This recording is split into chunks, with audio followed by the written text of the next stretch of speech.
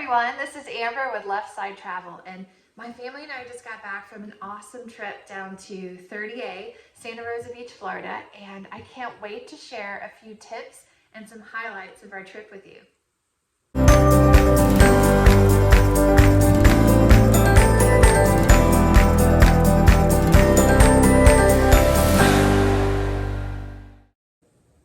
So, like I said, we went down to 30A, and this was during the September fall break for my kids.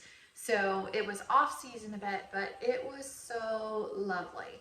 And after our trip, I have a couple of tips that I wanted to share with you. So tip number one, travel in the fall. The rental houses were about 30 to 40% cheaper, we found, and it's so much more manageable in terms of crowds and traffic. It was just so lovely, and the beaches, the weather's still warm, the beaches are still lovely, the ocean is still warm. I highly recommend traveling in the fall.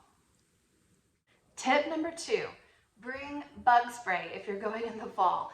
The biting flies come down from the north in about August to October, and we found them to be so annoying on the beach this time, but we did find that the Deep Off Woods and the Cactus Juice brand bug spray all worked better than the others. Tip number three, when going down to 30A, consider staying further west than Seaside or Rosemary. Grayton Beach, Blue Mountain Beach, or where we stayed this time, the Gulf View Heights public beach access area, all are so much more quieter and again, more manageable, especially in the fall, but beautiful beaches just the same as further east. Tip number four, bring a bike. It makes it so much easier to get around.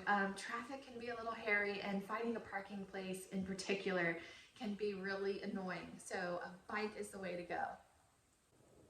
And tip number five, go early to restaurants. Really, seriously, like 5 o'clock early. We had a group of 8 and we walked in everywhere. Again, this was the fall, so it's a little less crowded, but we walked in everywhere without a reservation and no wait every time, so go early.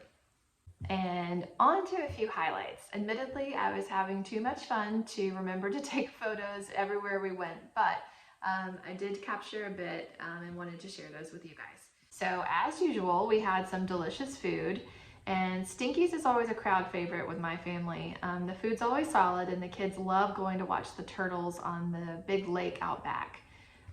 We had some delicious oysters at Shunk Gully and took in some live music in their outdoor tent.